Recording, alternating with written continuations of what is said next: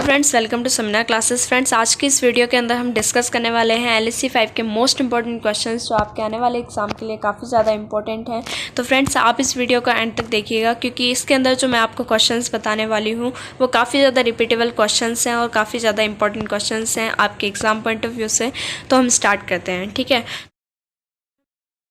तो इस वीडियो के अंदर हम सिर्फ और सिर्फ एनिमल फिजियोलॉजी के मोस्ट इंपॉर्टेंट क्वेश्चंस को डिस्कस करेंगे और अपनी नेक्स्ट वीडियो के अंदर हम डिस्कस करेंगे प्लांट फिजियोलॉजी के मोस्ट इंपॉर्टेंट क्वेश्चंस। तो हम स्टार्ट करते हैं अपने क्वेश्चन नंबर 1 से। क्वेश्चन नंबर 1 पे आपसे यहाँ पे पूछ रखा है explain the process of clotting of blood, यानी कि यहाँ पे आपको बताना है ब्लड की क्लॉटिंग होने का प्रोसेस एक्सप्लेन करना है आपको। एंड क्वेश्चन नंबर 2 पर आपसे पूछ रखा है explain the hormonal mechanism involved in ovulation in mammals and list the hormones associated in it. तो इसमें आपको बताना है कि मैमल्स में जो इनोव्यूलेशन होती है उसमें हार्मोनल मैकेनिज्म को आपको एक्सप्लेन करना है और कौन कौन से हार्मोन्स इन्वॉल्व होते हैं वो आपको यहाँ पे उनकी लिस्ट बनाकर बताना है, ठीक है। और इसका जो आंसर है वो आपको चैप्टर 8 के अंदर मिल जाएगा। एंड क्वेश्चन नंबर 3 पर आपसे पूछ रखा है explain the mechanism of chemical electrical synaptic transmission, ठीक है। तो यहाँ पर आपको एक्सप्लेन करना है केमिकल और इलेक्ट्रिकल सिनेप्टिक ट्रांसमिशन के मैकेनिज्म को, और ये जो टॉपिक्स हैं वो आपको चैप्टर 9 के अंदर मिल जाएंगे। आप लोग इन्हें अच्छी तरीके से वहाँ से पढ़ सकते हैं। ये काफ़ी ज़्यादा इंपॉर्टेंट टॉपिक्स हैं। केमिकल और इलेक्ट्रिकल सिनेप्टिक ट्रांसमिशन के कई बार पूछे गए हैं और आप लोग चाहें तो इन्हें अपने प्रीवियस ईयर के क्वेश्चन पेपर से मैच कर सकते हैं। प्रीवियस ईयर के क्वेश्चन पेपर में ये कम से कम 3-4 बार पूछे जा चुके हैं। एंड क्वेश्चन नंबर 4 पर आपसे पूछ रखा है with the help of diagram explain the oxygen haemoglobin dissociation curve, list the factor responsible for shifting the oxygen haemoglobin dissociation curve towards right, ठीक है। तो इसका जो आंसर है वो आपको चैप्टर 2 के अंदर मिल जाएगा। और ये जो आपका ऑक्सीजन डिसोसिएशन वाला कर्व वाला जो आंसर है ये काफ़ी ज़्यादा इंपॉर्टेंट है। डायरेक्ट भी आपसे पूछा जा सकता है with the help of diagram explain the oxygen dissociation curve. उसमें हेमोग्लोबिन भी नहीं पूछा जाएगा, सिर्फ और सिर्फ ऑक्सीजन डिसोसिएशन कर्व से भी आपसे क्वेश्चन बन सकता है। तो आप लोगों को इस वाले टॉपिक को अच्छी तरीके से क्लियर करना है। हर तरीके के इसके अंदर जो डायग्राम आप के इन्वॉल्व हैं उन्हें आपको अच्छी तरीके से प्रिपेयर करना है। अब नेक्स्ट क्वेश्चन है आपको question number 5 explain the mechanism of muscle contraction and role of calcium and regulatory protein in controlling muscle contraction. Muscle contraction वाला जो टॉपिक है ये भी आपका कई बार पूछा जा चुका है प्रीवियस ईयर के क्वेश्चन पेपर में। तो इसका जो आंसर है वो आपको चैप्टर 6 के अंदर देखने को मिल जाएगा और इसके अंदर आपको क्या क्या बताना है। मसल कॉन्ट्रैक्शन का जो मैकेनिज्म है उसको आपको एक्सप्लेन करना है और कैल्शियम और रेगुलेटरी प्रोटीन का मसल कॉन्ट्रैक्शन को कंट्रोल करने में क्या रोल होता है उस चीज़ को भी आपको यहाँ पे एक्सप्लेन करना है, ठीक है। एंड नेक्स्ट क्वेश्चन है आपका क्वेश्चन नंबर 6। अब इसके अंदर आपको एस्ट्रस और मेंस्ट्रुअल साइकिल के बीच का डिफरेंस बताना है और ये जो टॉपिक्स हैं आपको चैप्टर 8 के अंदर देखने को मिल जाएंगे आपके इग्नू की बुक्स में। एंड क्वेश्चन नंबर 7 पर आपसे पूछ रखा है ये describe the transport of carbon dioxide in blood with special reference to chloride shift. तो इसका जो आंसर है वो आपको चैप्टर 2 के अंदर मिल जाएगा। नेक्स्ट क्वेश्चन है आपको question number 8 describe the regulation of kidney function with the help of diagram. तो फ्रेंड्स, इस वाले क्वेश्चन का जो आंसर है वो आपको चैप्टर 4 के अंदर मिल जाएगा और जो ये किडनी वाला टॉपिक है ये काफ़ी ज़्यादा इंपॉर्टेंट है। आपसे नेफ्रॉन से भी क्वेश्चन बन सकता है, किडनी से भी बन सकता है और इसका जो डायग्राम है दोनों का ही, नेफ्रॉन का और किडनी का, ये दोनों ही आपके काफ़ी ज़्यादा इंपॉर्टेंट है।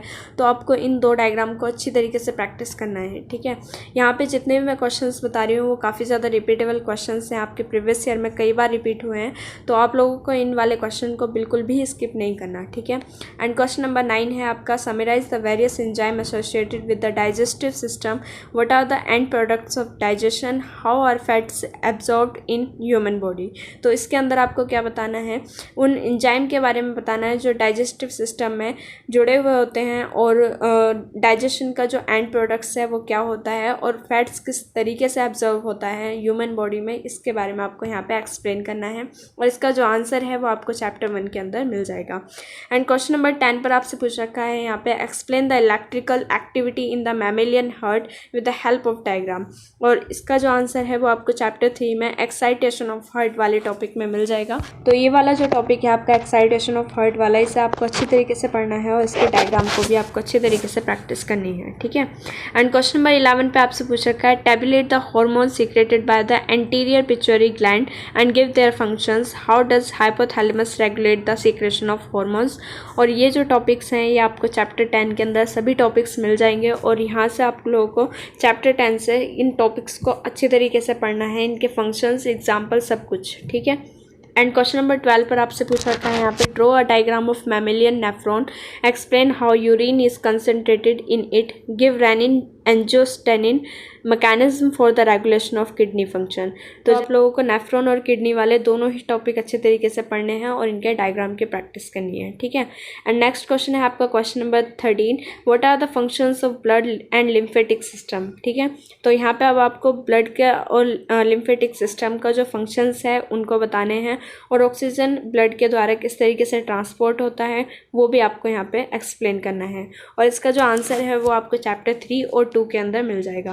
एंड क्वेश्चन नंबर 14 पर आपसे पूछ रखा है यहाँ पे, डिफ्रेंशिएट बिटवीन द फॉलोइंग। अब आपको इन टॉपिक्स के बीच का डिफरेंस बताना है। ये काफ़ी ज़्यादा इंपॉर्टेंट टॉपिक्स हैं आपके, क्योंकि ज़्यादातर इन वाले टॉपिक्स से आपके डिफरेंसेस, शॉर्ट नोट बहुत ज़्यादा पूछे जाते हैं, ठीक है। तो इनके आंसर्स इनके जो आंसर्स हैं वो आपको इन चैप्टर्स के अंदर मिल जाएंगे जो मैंने यहाँ पे साइड में दिखा रखे हैं, ठीक है।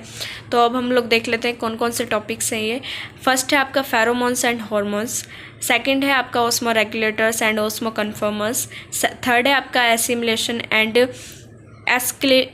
एस्क्लेमेटाइजेशन, फोर्थ नंबर पे आपसे पूछा गया है यहाँ पे जाइलम और फ्लेम, एंड फिफ्थ नंबर पे पूछा गया है स्मूथ एंड स्केलेटल और कार्डियक मसल के बीच का डिफरेंस, एंड सिक्स नंबर पे यहाँ पे पूछा गया फैसिलिटेटेड एंड एक्टिव ट्रांसपोर्ट के बीच का डिफरेंस, और सेवन्थ है आपका circulatory pattern in fish and mammals, ठीक है। दोनों का ही आपको सर्कुलेटरी पैटर्न बताना है। एंड एट्थ नंबर पे आपसे पूछा गया है nervous system and nerve impulse के बीच का डिफरेंस, ठीक है। तो आप लोग इनका स्क्रीनशॉट ले लीजिए, काफ़ी ज़्यादा इंपॉर्टेंट टॉपिक्स हैं। और अब हैं आपके राइट शॉर्ट नोट्स। फर्स्ट है आपका ट्रैकियल रेस्पिरेशन, सेकंड है आपका juxtaglomerular apparatus, and juxtaglomerular apparatus का जो आंसर है वो यहाँ पे मैंने लिख रखा है, तो आप लोग इसका स्क्रीनशॉट ले सकते हैं।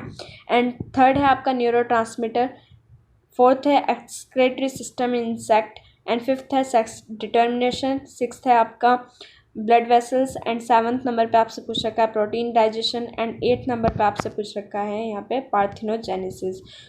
फ्रेंड्स, ये थे आपके टॉप 15 क्वेश्चंस एनिमल फिजियोलॉजी से, जिनकी आपको अच्छी तरीके से प्रैक्टिस करनी है। और आई होप कि आपने इन क्वेश्चंस को नोट डाउन कर लिया होगा, और अगर नहीं किया है तो आप लोग इन्हें नोट डाउन कर लीजिए। और फ्रेंड्स, अगर ये वीडियो आपको पसंद आई हो तो इसे लाइक कर दीजिएगा और अपने दोस्तों के साथ इसे ज़रूर शेयर कर दीजिएगा। और फ्रेंड्स, मुझे कमेंट करके ज़रूर बताइएगा कि आपको नेक्स्ट किस सब्जेक्ट के मोस्ट इंपॉर्टेंट क्वेश्चन चाहिए, तो मैं जल्द से जल्द उसे अपलोड करने की कोशिश करूँगी। Thank you for watching this video.